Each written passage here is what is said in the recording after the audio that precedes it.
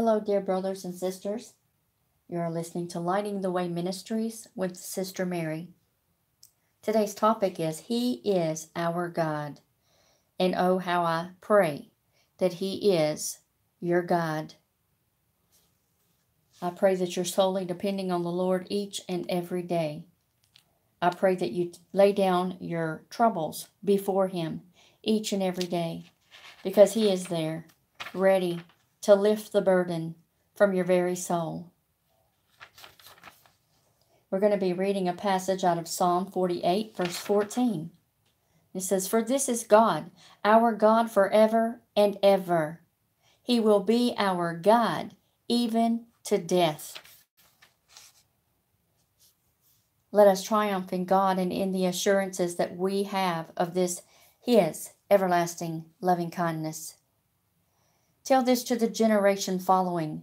Transmit this truth as a sacred deposit to your posterity, that this God, who has done such great things for us, is our God forever and ever. He is constant and unchangeable in His love to us and care for us. If God is our God, He is ours forever, not only through the ages of time, but to eternity.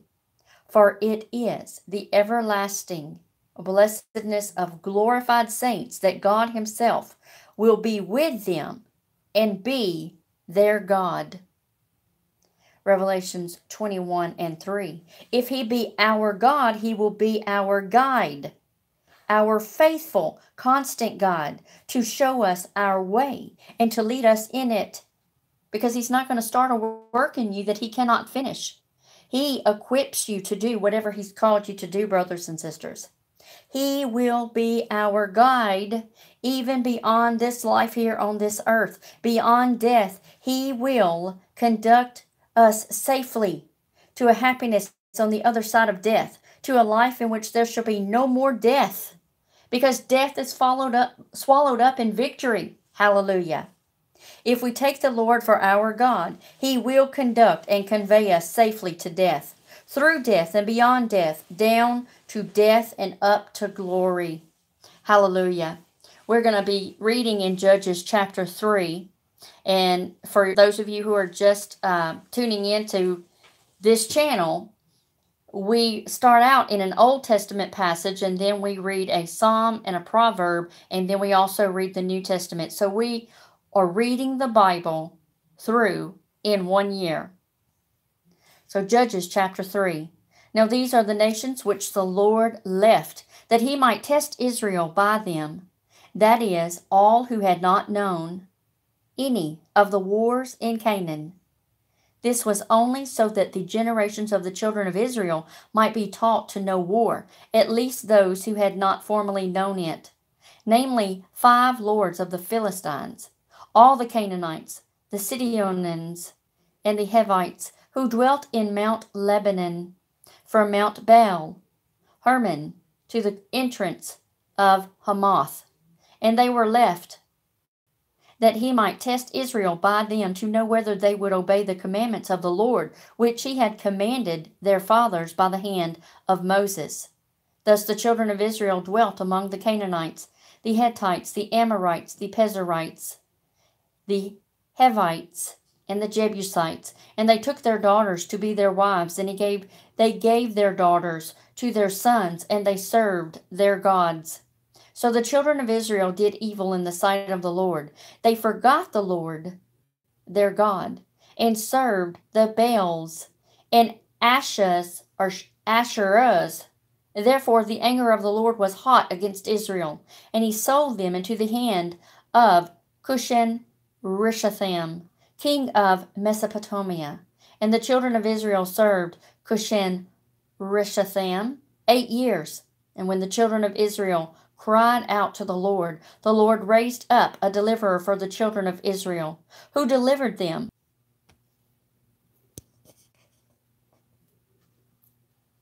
The Spirit of the Lord came upon him, and he judged Israel.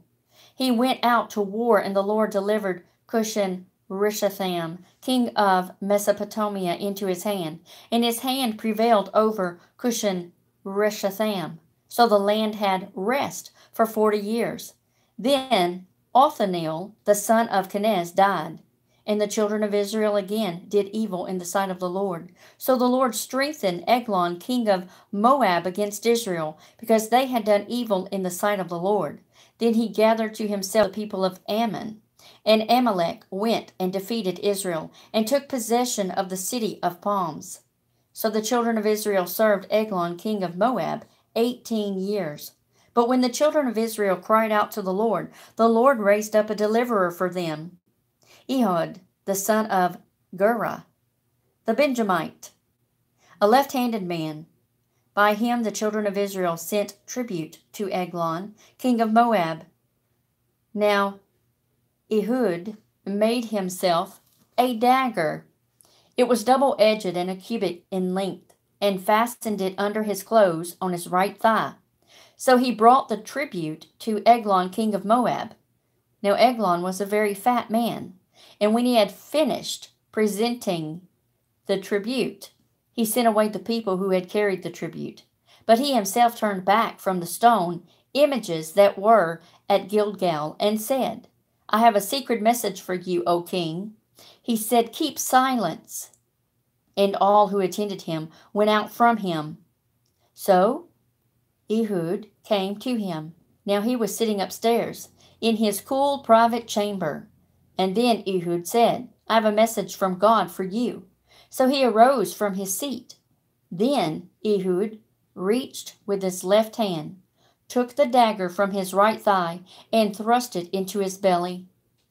Even the hilt went in after the blade, and the fat closed over the blade, for he did not draw the dagger out of his belly, and his entrails came out. Then Ehud went out through the porch and shut the doors of the upper room behind him and locked them. When he had gone out, Eglon's servants came to look, and to their surprise the doors of the upper room were locked.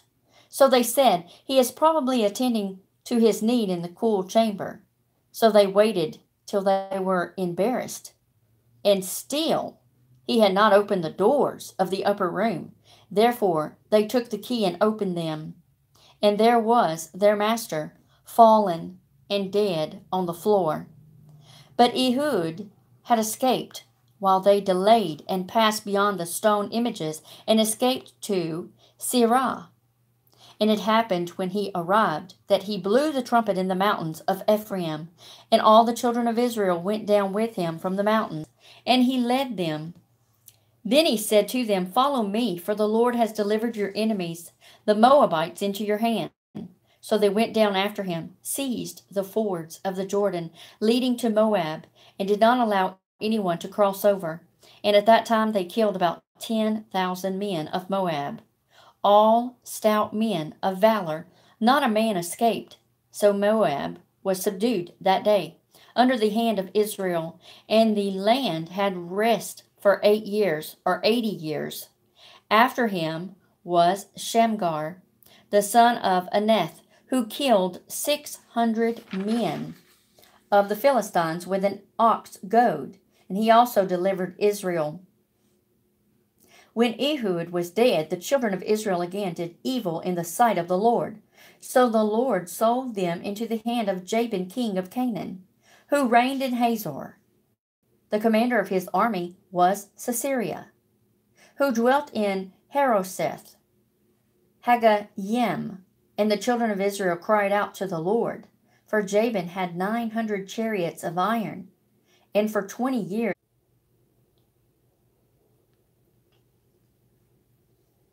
Now Heber the Kenite of the children of Hobab, the father-in-law of Moses, had separated himself from the Kenites, and pitched his tent near the terebinth tree at Zanim, which is beside Kadesh. And they reported to Sisera that Barak, the son of Abinoam, had gone up to Mount Tabor. So Sisera gathered together all his chariots, 900 chariots of iron, and all the people who were with him from Harosheth Haggayim to the river Kishon. Then Deborah said to Barak, Up, for this is the day in which the Lord has delivered Sisera into your hand. Has not the Lord gone out before you?" So Barak went down from Mount Tabor with 10,000 men following him. And the Lord routed Sisera and all his chariots and all his army with the edge of the sword before Barak. And Sisera alighted from his chariot and fled away on foot. But Barak pursued the chariots and the army as far as Harosheth Hagoyim, and all the army of Sisera fell by the edge of the sword. Not a man was left. However, Sisera had fled away on foot to the tent of Jael, the wife of Heber the Kenite. For there was peace between Jabin, king of Hazor, and the house of Heber the Kenite. And Jael went out to meet Sisera, and said to him, "Turn aside, my lord, turn aside to me. Do not fear." And when he had turned aside with her in the tent, she covered him with a blanket. Then he said to her, "Please give me a little water to drink, for I am thirsty." So she opened a jug of milk, gave him a drink, and covered him. And he said to her, "Stand at the door of the tent, and if any man comes and inquires of you, and says, 'Is there any man here?' you shall say, 'No.'" Then Jael, Heber's wife, took a tent peg and took a hammer in her hand, and went softly to him and drove the peg into his temple. And it went down into the ground, for he was fast asleep and weary. So he died. And then as Barak pursued Sisera, Jael came out to meet him and said to him, "Come, I will show you the man whom you seek." And when he went into her tent, there lay Sisera, dead, with the peg in his temple. So on that day God subdued Jabin, king of Canaan, in the presence of the children of Israel. And the hand of the children of Israel grew stronger and stronger against Jabin, king of Canaan, until they had destroyed Jabin, king of Canaan. Psalm chapter 48, verses 9 through 14. We have thought, O God, on your loving kindness in the midst of your temple. According to your name, O God, so is your praise to the ends of the earth. Your right hand is full of righteousness. Let Mount Zion rejoice. Let the daughters of Judah be glad because of your judgments. Walk about Zion and go all around her. Count her towers. Mark well her bulwarks. Consider her palaces, that you may tell it to the generation following. For this is God, our God, forever and ever. He will be our guide, even to death. Proverbs chapter 14, verses 18 and 19. The simple inherit folly, but the prudent are crowned with knowledge. The evil will bow before the good, and the wicked at the gates of the righteous. Luke chapter 14, verses 25 through 35. Now great multitudes went with him, and he turned and said to them, "If anyone comes to me and does not hate his father and mother, wife and children, brothers and sisters, yes, and his own life also, he cannot be my disciple. And whoever does not bear his cross and come after me cannot be my disciple. For which of you, intending to build a tower, does not sit down first and count the cost, whether he has enough to finish it? Lest after he has laid the foundation and is not able to finish, all who see it will begin to mock him, saying, 'This man began to build and was not able to finish.' Or what king, going to make war against another king, does not sit down first and consider whether he is able with 10,000 to meet him who comes against him with 20,000? Or else, while the other is still a great way off, he sends a delegation and asks conditions of peace. So likewise, whoever of you does not forsake all that he has cannot be my disciple. Salt is good, but if the salt has lost its flavor, how shall it be seasoned? It is neither fit for the land nor for the dunghill, but men throw it out. He who has ears to hear, let him hear."